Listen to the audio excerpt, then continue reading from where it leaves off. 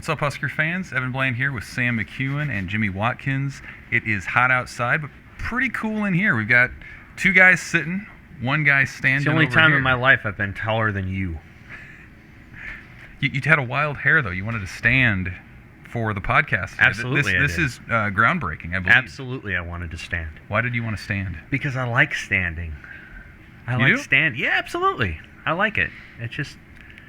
I don't like bar stool chairs that much, and that's what we're sitting on. So, like, when I go to a sports bar, somebody will come over to me. Do you want to sit at one of the high tops? No. No, I'll wait for the low. Wow. I will. I'll wait for a low top chair. I don't want to sit in a high top chair. Interesting. So you don't eat at the bar then? No? Or you stand and eat? If I have to stand it and eat at a bar, Wow. sure. But I don't really like the feeling of my legs swinging underneath me like I'm a That's why they got the little rails. 6-year-old kid. See, I like that because my legs Well, there's are no long enough rails that here, Evan. My legs are always on the ground. So, like, the opportunity to just kind of hang them off, I like that. Bring back a little bit of Most childhood. of our legs, yes. Yes, most of our legs are, yes, that's right. That's good. It's good to see you. It's good to be back. Doing on Thursday. Two weeks into the... Yeah, it's a little bit later in the week. We've had a little bit of shuffling going. And actually, I thought that would be kind of a... Before we get into football, it might be a nice place to start, as all of us have kind of diverted some of our attention this week to other sports. You were at volleyball, right, Sam? Absolutely. You got to take in that Creighton, Nebraska match. Yeah. Jimmy got to see or kind of break down Nebraska men's basketball with the schedule. And then I was out at baseball. I thought we could maybe just do kind of a quick around the horn on what we saw from some of those other programs before we get into Nebraska Buffalo this week. Sounds good to me. Who wants to start? I guess it's me. I'm getting the eyes. So Nebraska, well, the Big Ten at large released its conference schedule, which we already knew who everyone was playing. Now we know when everyone is playing, and I don't know. I think analyzing schedules, particularly basketball schedules, is a bit silly to me because there's so much that can happen over the course of a season. And with basketball, football, every game is an event. Basketball, every game is a data point. The individual matchups, people are. The rivalries don't mean as much. The individual matchups carry less weight overall. But we are a newspaper. We are a content machine. So you have to feed the beast, right? No favors done on the home and homes. The one team that Nebraska would want to play in a home and home that it got is Northwestern twice. Everything else is pretty tough on that front. Although Sam thinks Wisconsin is going to be down this year, so That's because maybe they're that's going to be down this year. okay. But a down Wisconsin compared to an up Nebraska, I think we still have some distance to meet in the middle there. That's like kind of like Evan sitting on a stool and me standing Yeah. up. We're roughly Yes, the that's same good. height. Yeah, I'm that's good. Wisconsin down. Okay, sure. That's right. All right. The start is brutal, not just because it's Indiana and Michigan, and I think is Ohio State in there? Yeah, Ohio State's in there relatively early, but it's all that is sandwiched between the Auburn Showcase game in Atlanta, the Kansas State game on December 19th, and the NC State game on December 1st, which means that Nebraska will play 5 straight Power 5 opponents after playing one, however you classify the Big East. They're of that ilk type of team in their first 7 games. So it could be a rude awakening. It could be the moment we learn, okay, maybe they're turning the corner. But that first part of the schedule will tell us a lot about Nebraska. They have some Friday and Saturday home games, do they not? That's sometimes kind of a tell from the Sprinkled league. all I over feel the like place. Those can be some better television properties or television Sure. opportunities. Yeah, it's fun to cover a team that plays literally every day of the week. That's not fun. And you never know what time it's going to be. You know, BTN will come out and like 9:30 or 10 in the morning. Like you never know. You have no idea what they're going to do, and obviously we'll see what the times are. Having done that for 1 year in basketball, it was easier because it was on Zoom, and so like the players and the coaches would literally go from the locker room to the Zoom interview in like 2.5 minutes. So we got our stuff done pretty quickly. If they go back to an in-person style this year, like, you'll have to wait for a while. I don't know if you're going to have to wait the 39 minutes that basketball reporters had to wait for Tim Miles to come to his post-game press conference. But boy, he would take some time. And then he'd come in there and do his little comedy routine for 14 minutes after they lost the game. So, I don't know. You want me to go next? Go ahead. All right, volleyball. So I wrote a column about volleyball It's the first time I've ever written a column about volleyball.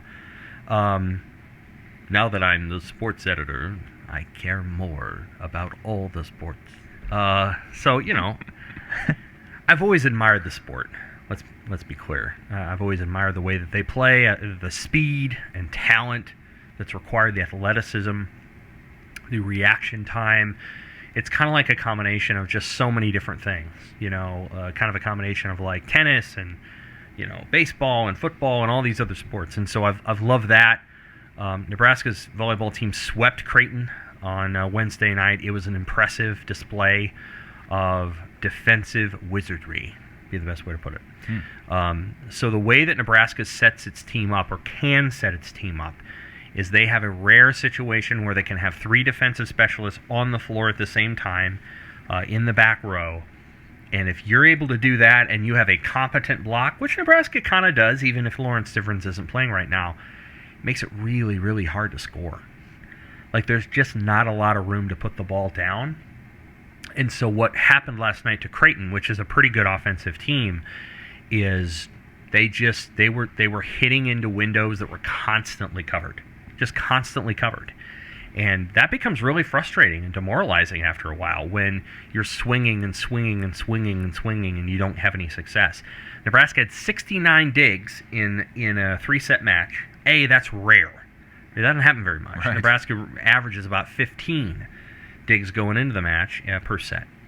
So when you do that many times, what that tells you is, A, you're not terminating the ball either. Nebraska's offense still struggling to get the ball down itself. But B, you're kind of impenetrable.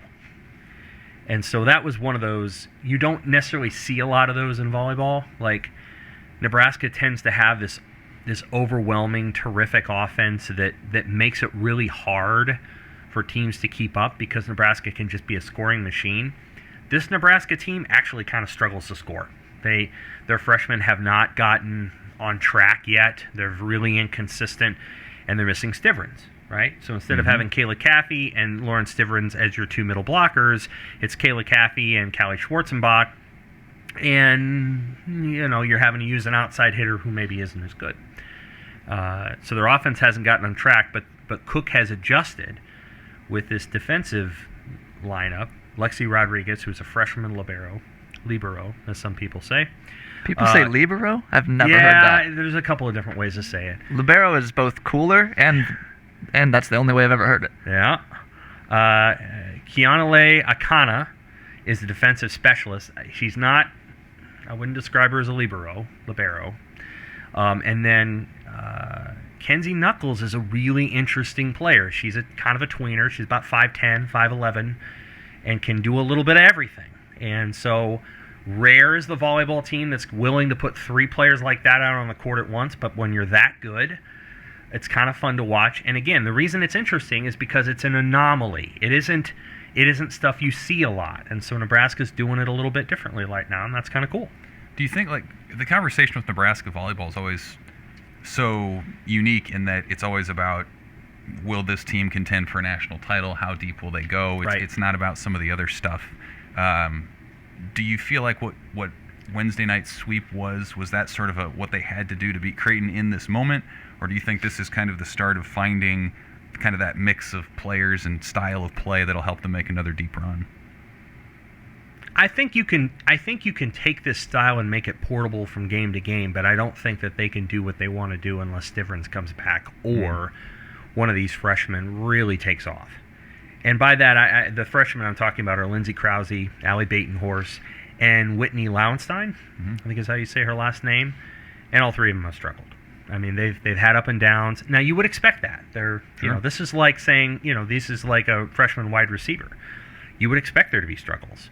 But unless one of those players turns into, Michaela Fecky as a freshman, or even Maddie Kubik as a freshman, they're going to need Stivrins back. Now, they get Stivrins back, and this is probably the best team in the country. But it puts a lot of pressure on her, right? Because if she was healthy, she'd be out there. And it's interesting because, again, she's the heart of the team. Last night, they introduced every single player in volleyball. Every single player. Even the ones that don't start. Well, who got the biggest cheer? Lawrence Stivrins. Did she? Okay. Oh, yeah. Good. Oh, yeah. Like, it's not even close. And it's a half Nebraska have Creighton crowd wasn't even close. Creighton fans are. I mean, she's kind of the star of the show. Like she's one of the biggest stars in the sport.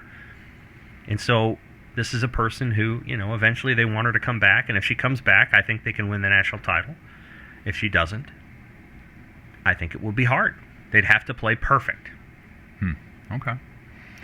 Well, I was out at baseball on Tuesday, and that was the first day of fall ball for those guys. And so they start about a 5-week deal where they're going to scrimmage 3 times a week, which is a little bit different from how they've done it in the past. And they're going to have the red-white series then in mid-October, as they usually do. And so what's interesting about that team to me is it was so peer-driven last year. The 4 captains they had, Spencer Schwellenbach, Jackson Hallmark, Mojo Hagee, Joe Acker, all led that team, and all those guys are gone. They either went professional or they moved on with their careers. And so what I think is really fascinating is this fall for those guys is not so much about defining roles or diving into analytics. It's about who's that next handful of voices for this team. And we got little hints of who that might be. Cam Chick, who's played some second and some outfield, I think has a chance to be that guy. Kyle Perry almost certainly will be one of those guys. He's a fourth-year pitcher out of Millard South, I believe it was. And, he's clearly the vocal leader of that team now. He obviously really came into his own against Arkansas in the regional last year in the game that they won. So it's a really interesting team. I guess what I'm kind of curious about, when you talk about the top teams in college baseball, they're making a regional every year. Whether they make the College World Series or not, that can change. But those are the teams that make the regionals every year. And so that's sort of the challenge for Nebraska now is a lot of their best players, as is the case with most programs, have gone pro. They had 3 players drafted, 4 signed overall. And so how do they take that next step, right? Was that team special, or was that the start of sort of a sustained excellence sort of thing? And I think that's what the challenge is going to be for those guys this fall, is finding out, who are their weekend guys going to be. 2/3 of the rotation they have to sift through. Their entire outfield may be different. So I think that's what it is more than maybe the talent, because the talent is there. Their incoming class, they brought in 18 players, 15 freshmen, a couple transfers. It's a top 25 class, so they have guys like Drew Christo, the pitcher who everybody knows about. We've talked about him. Chase Mason, outfielder from South Dakota, who could have been drafted. Nebraska for them to be really where they want to be. Drew Christo him. has to be an ace, right? You would think he would be a weekend guy. Yeah, you would think. That happens in college baseball every year. Yeah. If you're a top freshman, you're starting on the weekend. Well, I don't think there's any question. If he doesn't do that, they're not going to have the kind of staff they want, are they? Maybe not. Chase Shanneman's back. He'll be in the weekend. He was in the Sunday weekend rotation. starter He was the Sunday guy. Kyle Perry will be one of those guys, I'm confident in saying. Well, he's been up and down his whole career. Well, he was hurt for a lot of it, and he's come into his own. He really has. I think he'll be a weekend guy. And maybe it's Christo. Maybe it's Braxton Bragg. Maybe it's this Ornelas kid that they got as a transfer. He could be helpful. So they have the arms. They feel like they have 7 or 8 guys that could be those guys. But, again, so they feel like they have enough, incidentally, that they're going to scrimmage 3 times a week, which they couldn't do last year because they didn't have enough guys to lengthen that out and have competitive games. So, and the other thing is they only played 3 games a weekend last year. That's true. So that was beneficial. So now you go back to the regular schedule again, and you have to play these midweek games. Nobody really wants to play deep down, but they have to against the Northern Colorados and UNOs and Kansas States. And yes, you're going to win almost all of them. You'd like to win all of them. But every so often, you're not going to win one of them. Sure. And it's going to be a pain in the ass, and you're going to have to use 5 pitchers. And that kind of stuff, they got to. It's just going to be a different kind of year. They seem to have just enough, the right amount, the excellent amount, for 3 games a weekend. And once you get into Big Ten play, that's what it becomes. But prior to that, you have to throw all these other guys out there, and we'll just have to see how it goes. Well, it's always been their shortcoming in regionals. They can hang for a game or 2, but then the pitching falls off a cliff, or it has in the past. So they feel like that they've addressed that. And the flip side of that coin, yes, the Big Ten only schedule helped them in that they were able to put their best foot forward every game. Right. But they also felt like they lost a year developmentally. Oftentimes those are when those guys play. So We'll see how it goes. Let's go back to football. Our Big Red idea this week, and I'm curious what your guys' thoughts are on this. So Nebraska under Scott Frost has always approached games with this idea that it views the opponent as nameless and faceless, right? We hear that all the time. It's not about whoever they play, it's about themselves. The opponent is nameless and faceless. And I thought, this week or this next 7 or 8 days is really going to test that theory, because you're going from Buffalo on one end to Oklahoma on the other end. And I'm curious, do you guys like that approach of the nameless, faceless opponent, or do you think it should be, I don't know, a little more emotional, a little more opponent specific? Because you look at guys like Chris Kolarvik and other former FCS players who have come on to Nebraska and said, man, we got up for those big games. We had a chip on our shoulder, we had something to prove. Where do you guys come down on maybe the best way to approach games week in and week out? I mean, should that be the way that they approach every week? Yes. Is that feasible? Is that how human biology works? I think at best you're asking these guys to reject their human nature.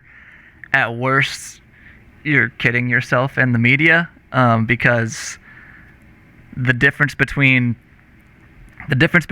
coaching someone on how a concept that Buffalo is going to run at and it has shown competency at in the past is just different. The reaction is just different when you're showing them that compared to an Oklahoma concept. Your ears are going to naturally perk up a little bit more when you're talking about Spencer Rattler and other guys who are going to the Kennedy Brooks guys who are probably going to go to the NFL, opposed to Buffalo, Kyle Van Treese, product of the system around him in the MAC, guy that none of these guys have ever heard of until they turned his film on this week. So do I like the idea behind it? Should Nebraska treat Buffalo like they would treat Oklahoma?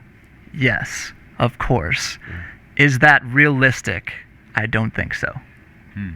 Dr. James Watkins, human biology. You could walk into a classroom, I don't know, at some college, and you just walk in, you're like, you're kidding yourself anyway. Nebraska's not good enough to treat Buffalo like anything other than a potential loss. They're not good enough. They really can't take a week off in that regard.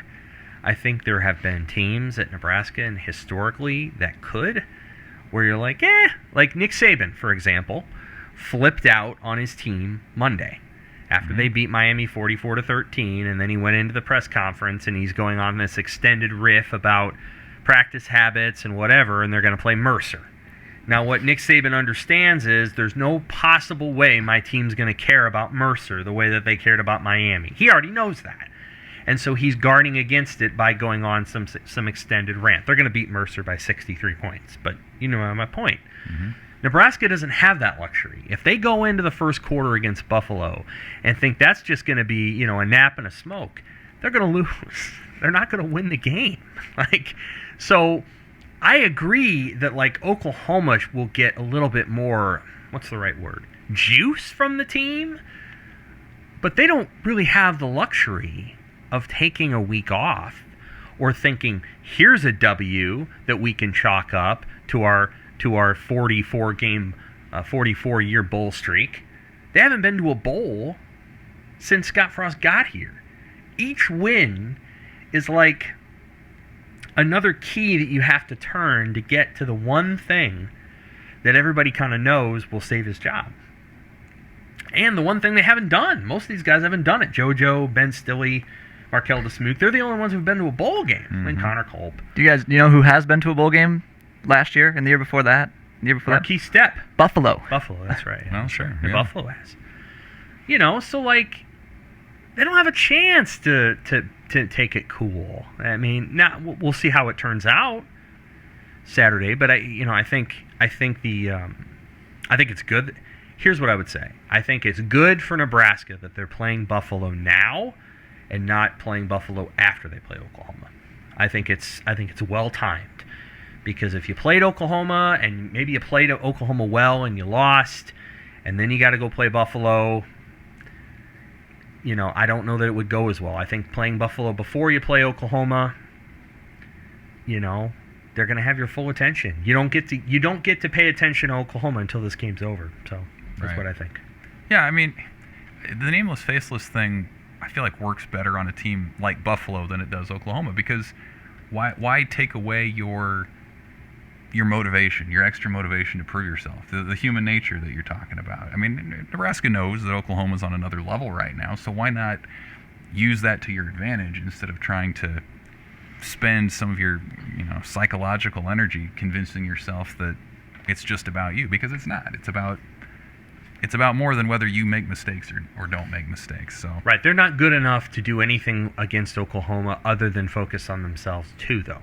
That's my point. It's Sure. like you do get to a point where you salivate and you start talking about intangibles and you start envisioning in your mind, hey, everybody knows this game's going to go to the fourth quarter, and then it's going to be about who makes a play. Who makes a play? When Nebraska's playing Oklahoma, it's, hey, this game's going to go to the kickoff, and we hope that we're not down 21 after one quarter. Like, it's whose literally voice is that? mine. Okay. Literally All right. everything that Nebraska does has to be about Nebraska. Until you get to a point where you feel good about being able to replicate week after week after week your approach and your execution, everything has to be about them. It took, and God bless Adrian Martinez for going and getting in the grills of his linemen, and apparently his offensive line coach. You read Jimmy's story, and it's like, Greg Austin is getting it from Martinez too. That's what it takes. Like, you have to go over there and shake these guys and go, hey guys, play well. Come on. You don't, Fordham, doesn't matter who you play. Like, Nebraska's not good enough to do anything but that. But focus on itself. And until they do that, then I don't. Yeah, they're in the sense that the opponents are nameless and faceless. In the sense that it really doesn't matter what those teams do. If Nebraska hurts itself and doesn't take care of, like, swinging its leg through a punt, it doesn't really matter what they do. Those opponents are nameless and faceless because Nebraska's biggest opponent is Nebraska. Yeah. So Nebraska did clean things up against Fordham last week, 52-7. They pull away after about a quarter and a half of nerves. Right. We don't need to necessarily rehash a lot about that game. I guess what I'm curious about is, in the days following that game, who did you guys talk to that maybe you haven't talked with before, that you got to know a little bit better as it pertains to moving forward with this season or even into next season? Because a lot of guys, when 88 players played or participated in that game against Fordham, that Monday of the press conference was Labor Day, so a lot of other players came up and talked, and I think we all got a chance to interact with some different guys. I guess I'm curious what your impressions were about some of the people you got to talk with. Well, I wrote a story about Logan Smothers earlier this week, and the idea is basically that this guy, I did the little fake fist pump when we were talking about Nebraska getting it together against Fordham. It's a golf clap. Congratulations, you were able to mop up an FCS opponent. That's what you're supposed to do.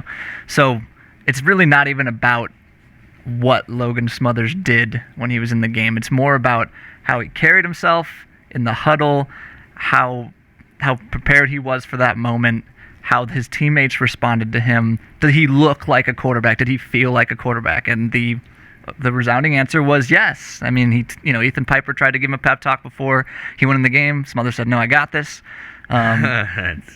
It's good. Again, Fordham, good. but like like he it. does. No, I like That's it. good. I like it. Even in like a press conference setting. Quarterbacks need some swag. Yeah. Even in like the press conference setting, he was batting off questions left and right. Wouldn't tell us why he fumbled. A lot of we played really well. No details. I asked him about. He was talking about having good feet and how Verduzco classifies good feet as red feet and blue feet, and he said red feet is bad feet, blue feet is good feet. I was like, okay, what does that mean? He said, well, red is what you're not supposed to do, blue is what you're supposed. Like, okay, we get it. You can bat around this question as much as you want. I'm not going to answer it. I'm not going to. I'm sure. But Adrian has a quality about that about himself that way too, where if you get a little bit too close to actually asking an important question, he'll say no, thank you. He'll just bat that one away. I asked Very Adrian. politely. Yeah. I asked Adrian in the press conference, what did you think of how Logan Smothers played? Or did you have, I think I asked him, did you have an evaluation? He said, I do, but I don't have to tell you. So Smothers, has those same mannerisms. And, he led 2 touchdown drives, sweet. But this part of it, I think, is the only thing you can really evaluate, and I think it's a thumbs up. Mm-hmm. I'll go. I thought it was interesting talking to Ativa Mauga Clements, who we haven't really spoken with since he's been on campus. He was the junior college transfer from California, and it was fun on Monday because there were so many players that came up. I think 15 or so popped up to the 6th floor press box there, and he was off way down the hall while some of the other maybe heavier hitters were talking, and so it was just a handful of folks over there chatting with him, and he was real boisterous guy, real just excitable. You could tell even just in talking with him for 5 or 10 minutes, he kind of had that nervous energy where he was just ready to go out and run around right then. And, for him, that was a chance to get on the field and the chance to realize maybe a payoff from all the hard work. And he arrived during the COVID year. And that was difficult. Made a couple plays. Yeah, he made a couple plays. And, he's openly said, like, I'd love to work for a black shirt next year when that linebacker room changes at the inside spot. He feels like he can have a bigger... I didn't know it was going to change. Well, he feels like it's going to change. Okay. Good for him. He feels like he's going to make a play. Same guys are coming back. I know. Nobody's leaving, but he might be in the mix more next year. He might. It's a nameless, faceless depth chart, okay? There you go. So, guys, I just enjoy talking with guys like that because, God bless Ben Stilley and Austin Allen and some of the luminaries of the program. But it's just nice to hear a kind of a different perspective from guys who, have been grinding behind the scenes. So that was one that stood out for me. Daniel Cherney, the punter from Australia, he was great. He's living in, you can tell he's enjoying life. I think he grew up an Australian rules football player. I think he planned on going pro in that. He was at a position. He was moved out of that position. The position that he was in is a combination of like quarterback and safety in American football. Because in Australian rules football, they do everything, right? And so it was kind of that role, or quarterback and middle linebacker, most important position on the field. He got moved away from there. And the guy that they put in the middle is basically built like that, like Daniel is, 6'4", 225, big guy.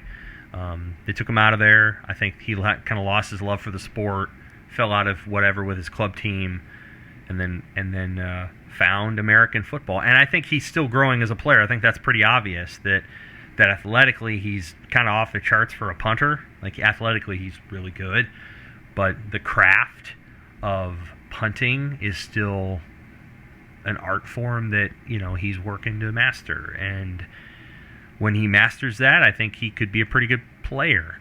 So he's going to be at Nebraska for a while. We'll see how it goes.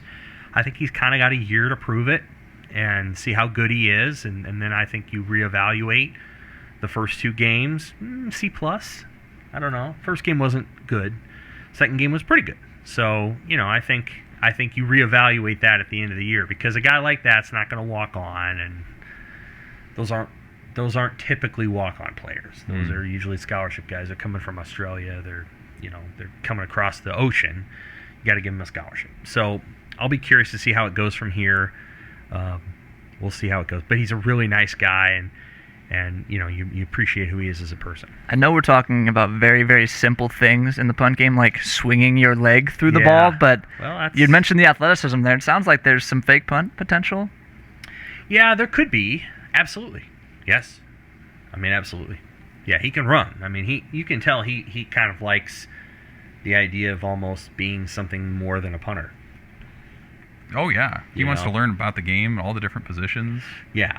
So there's a desire there to be something more than the punter. Yeah, didn't he catch a stinger trying to make a tackle or something? Well, he got really hurt. Yeah. And he says it wasn't a tackle. He said someone came across his leg. I don't know if he was in traffic or what, but I think in practice they tell him now you can't. Just go away. Okay. Stay away from everything and don't get hit. I think he was trying to probably do something that most punters don't try to do. So he's a neat story because he's clearly a guy who doesn't just love what he's doing, but would love to do even more. What do you guys feel like, we talked a week ago about that perception reality and how this team has been different than maybe what we envisioned it to be. Where are you guys after 2 weeks of seeing Nebraska play? Like, do you feel like you have a sense of what this team is, or do you feel like, man, there's still a lot out there to kind of met through and figure out what the strengths and weaknesses of this team can be? Are we doing? Is this one thing we know, one thing we don't? Yeah. Or is this okay? Let's get into okay. that. I mean, I think we're still shrugging on a lot of things. One thing we know, special teams is still something that needs to be cleaned up.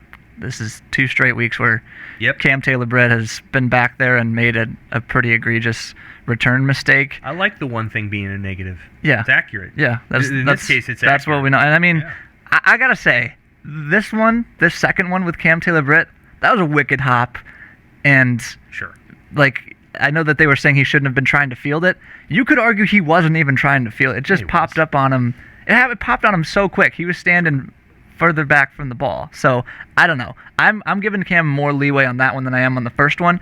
But to have 2 like that, and they're still saying we're going to keep sending them back there, we'll see how much that remains the plan. But I think at a certain point, why not just let Cam Taylor-Britt worry about what Cam Taylor-Britt is really good at, which is playing cornerback. I'm sure he's a dynamic punt returner. It's just that the 2 dynamic plays that I've seen him make so far have been negative. Yeah, so time and moment, Jimmy. I mean, you're up 24-7. You're about to get the ball back and put your foot on their throat. There's not 93 seconds left in the first half. You don't go anywhere near the ball. Fair point. You don't go anywhere near it. Fair point. And the fact that he doesn't know that is not on him. I think they know he's a playmaker and he's trying to go do stuff that is not necessary, and they keep putting him out there, and they either will stop or they won't. I mean, that's a punt that you absolutely stay away from. Scott Frost is actually pretty kind sometimes to his players. I credit Scott for his grace there, because to me, that would not have been and you saw Taylor-Britt and Scott got in a yelling match on the sidelines. Well, the TV caught that, yeah. I mean, if I'm a head coach in that moment, are you kidding me? This is a moment when you're going to get mad at me come on. So, but so I think Scott stands up for his players pretty darn well, and I think he's been really, really kind on that play, because I couldn't believe it. Particularly after that exchange. That's a good point that you made. Okay, so one thing we know, special teams. One thing we don't know, gestures around everything else. The run defense, okay, I won't steal, but maybe we know something about the defense. But offensively, Fordham, what are you supposed to do with that sample size? Okay, you outclassed an opponent you were supposed to outclass. Great. The first game, nothing went as you planned, so they were telling us basically that that's not a great perception of who they are. That's not how they wanted their offense to look. So I would say, I think they still want to be a power run team. They were able to do that against Fordham when the game script followed suit. We need more data points overall. So offense in general, honestly, Martinez is still, even last week, which was a pretty decent week for him. I was watching back on the touchdown run that he had to the left. He had Wyatt Lever on a cross and didn't throw it. So there's just a lot to sort out there. Sure. I'll give a positive spin on special teams for something that we know. They have a kickoff guy in Brendan Franke and Kellen Meyer. The stat that jumps out at you, 13 touchbacks and 15 kickoffs. They had 12 out of 40 last year. Yep. So you think about those back-breaking kickoff returns for touchdowns that Nebraska's given up against Iowa and Wisconsin the last year or two, you would think that those would go away. And so finally, at long last, Nebraska appears to have actually a couple options for someone who can kick the ball through the end zone.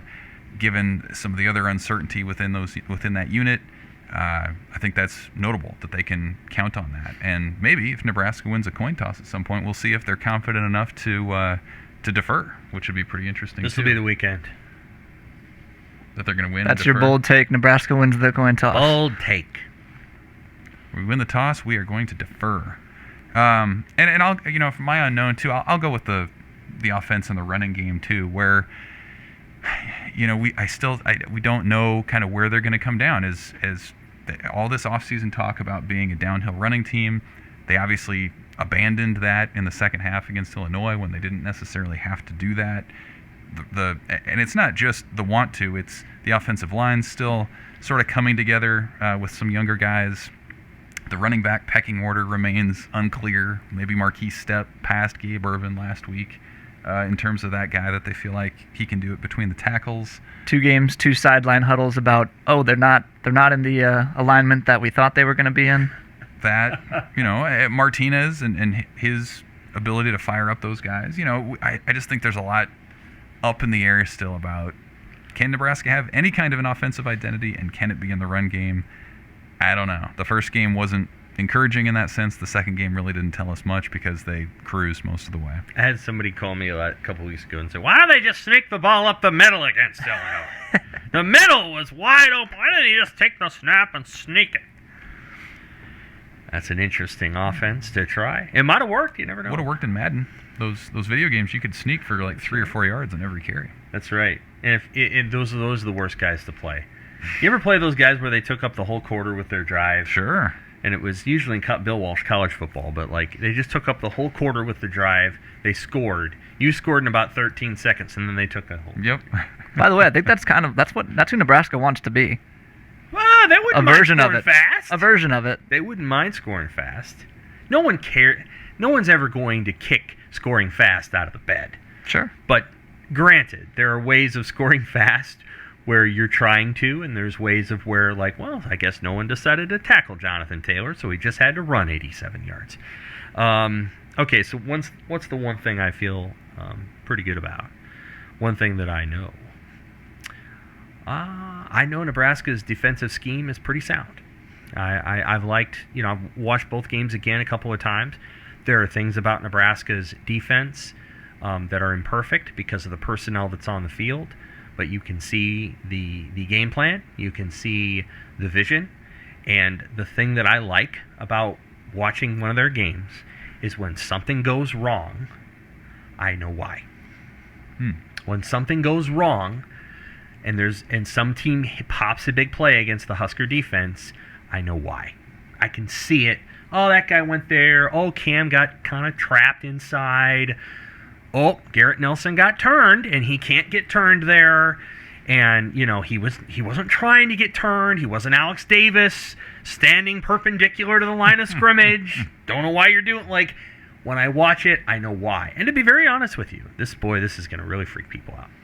When I watched Bob Diaco's defenses, I knew why. Diaco's defenses sucked at Nebraska, but I knew what they were trying to accomplish. For a couple years there, I wasn't always sure. Banker's defenses, I wasn't always sure. There were weird switches in coverage, all kinds of stuff. So, I feel pretty good about when I watch Nebraska's defense. Okay, they're trying to eliminate this. They're trying to take this away. They've got good enough safeties to where they don't get bombed out on big throws. They're keeping their safeties back. Sometimes they have one high safety, and it's Deontay, and he gets on his horse and all this other stuff. So that much I know. Is that Nebraska's defense will have hard games this season, I'm sure. But unlike the first year, where I was I really don't know what they're trying to do there because the guys weren't executing it, you can see it. The one thing I don't know is whether Nebraska has any home run hitters at skill players. And, I know they've hit some big passes with Oliver Martin and Samari Toure. Some of that stuff's just schematic. Samari Toure is in a zone, and he's in the middle of the zone. And you could put 6'3" player A in the middle of the zone, and he'd catch the football. Oliver Martin did make 2 nice plays on a deep ball, but I think I'm speaking more of the running back position. If you give somebody a nice hole and they get to the second level, can they make somebody miss, and can they pull away from anybody if they do? And sooner or later, you would love to have a play every game where at the end of this game you look at the stat sheet and say 64-yard run touchdown or 73-yard pass touchdown. And if you go back, Evan, and look at the teams that you covered, even before, just in the few years you've been there. So you started with us in 2016? 17. So I'll go back a few years. You could look at the stat sheet and you would see Jordan Westerkamp, 64-yard touchdown pass, Tommy Armstrong.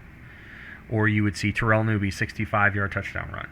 Or you would see Stanley Morgan, 71-yard touchdown pass from Tommy Armstrong in Indiana.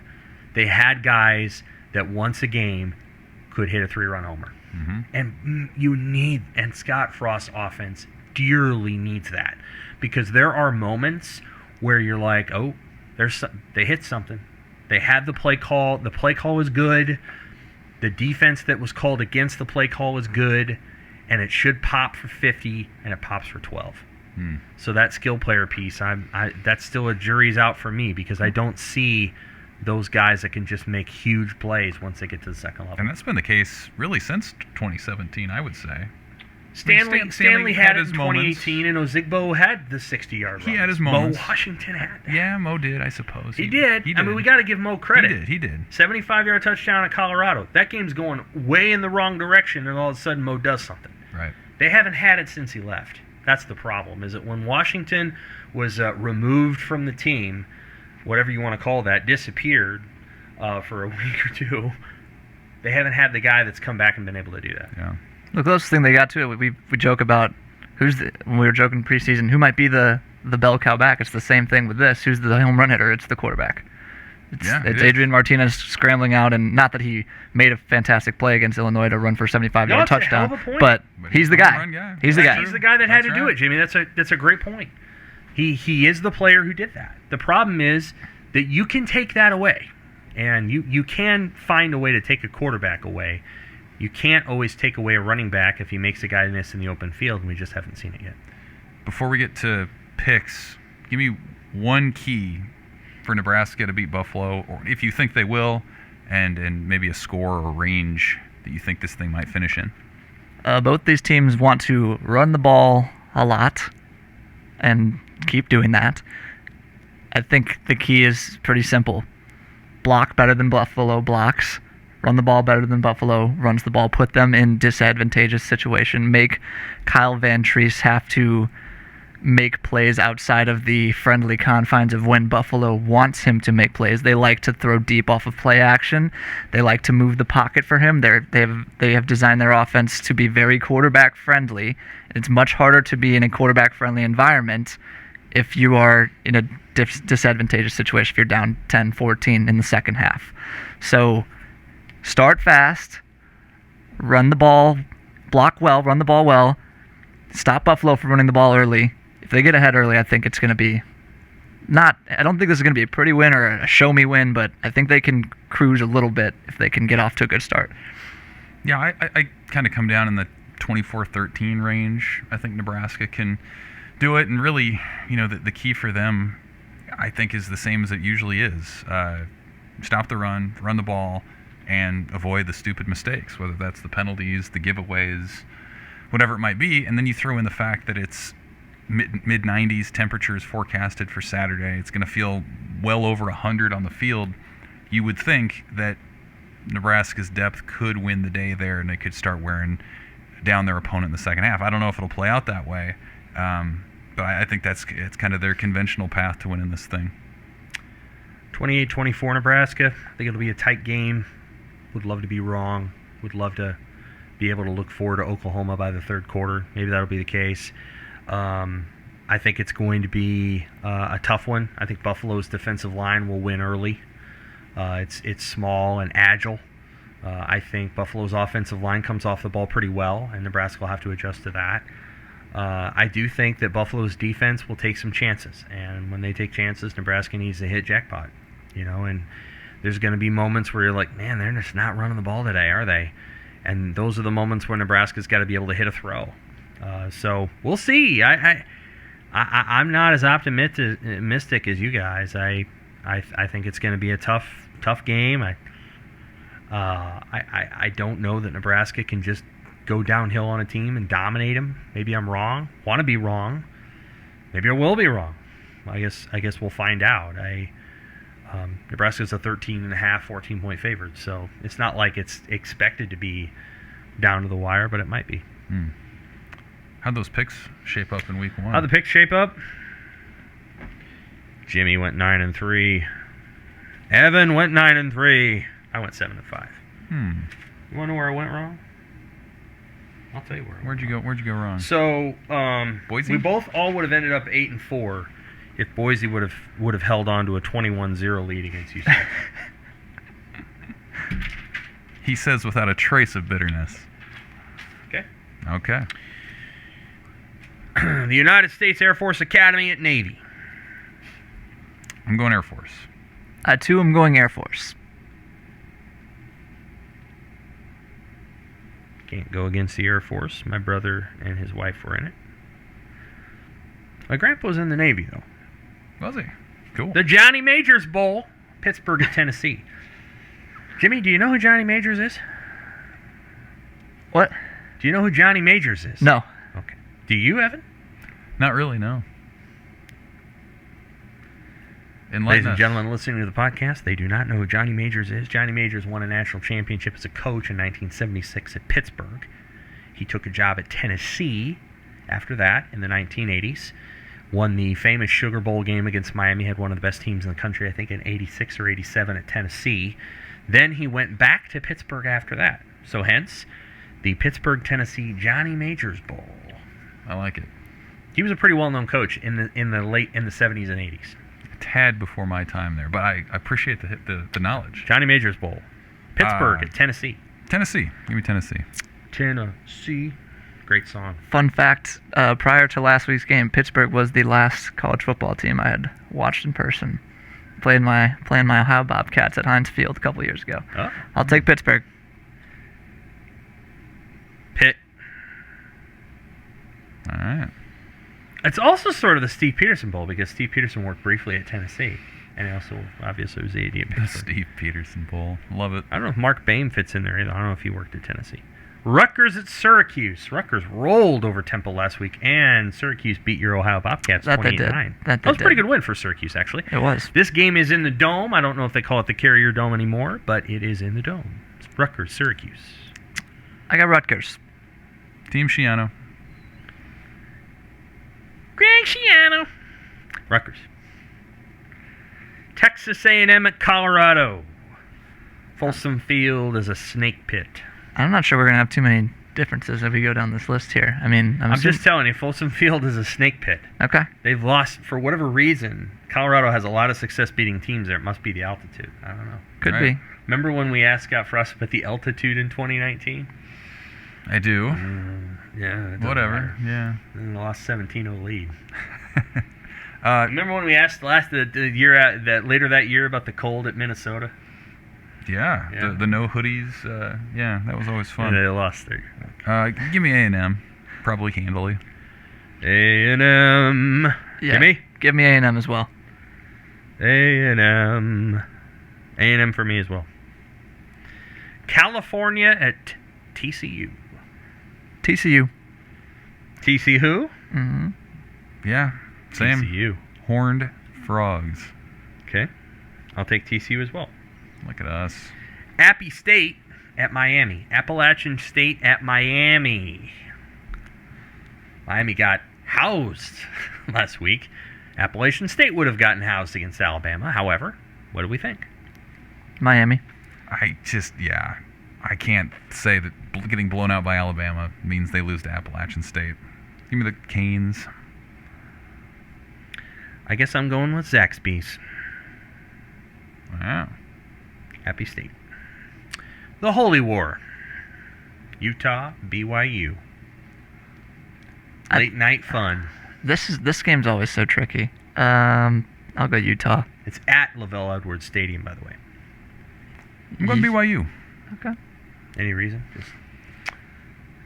I mean, I just liked how they looked in the first week, I think, a little bit. It should be a close game. These rivalry games, you can throw a lot of that stuff out the window anyway. I'll take BYU. I'm going to go with Utah. I think Utah's pretty good. And I think BYU's good, too. I think it'll be a field goal game. Washington at Michigan. Boy. Washington struggled in week 1. This game lost a lot of juice. Can you imagine how just the storylines coming out of this game if Michigan loses to Washington after Washington lost to Montana. Yeah. It would be Wouldn't be good. tire fire. Michigan. Same. Maybe that's reacting too strongly to week one, but Wolverines. Michigan. That's your Brady Hoke, right? Mm-hmm. Yeah. Okay. Oregon and Ohio State. I didn't think Ohio State looked like world beaters last week, but Oregon has a situation at quarterback that it needs to figure out. You didn't think Ohio State looked good last week? I mean, compared to their standards, did you love what you saw from C.J. Stroud? Did you? Yeah, I like what their offense looked really Okay, that's not what I asked you. Did you like what you saw from C.J. Stroud? Oh, yeah. Their offense is fine.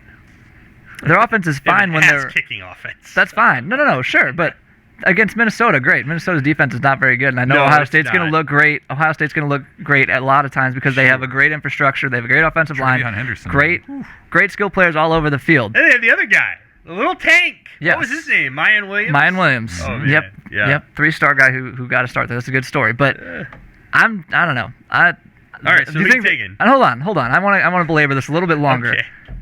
They did not look like Justin Fields' Ohio State or close to it, in my opinion. Okay.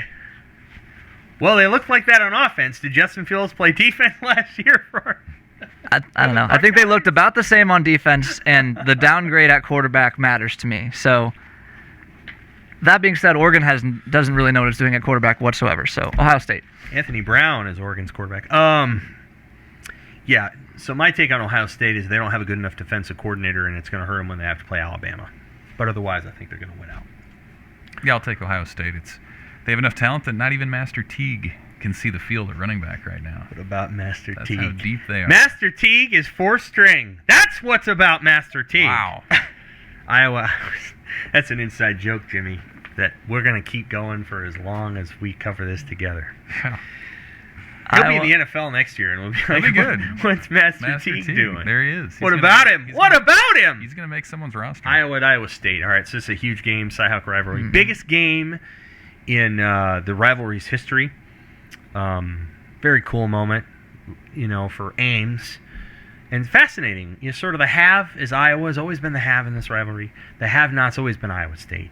And that's only exacerbated by the fact that now Iowa's all comfy and safe in the Big Ten, and Iowa State's in this wild, renegade Big 12 that doesn't know what it's going to do, and is going to add BYU and Houston and might subtract Matt Campbell.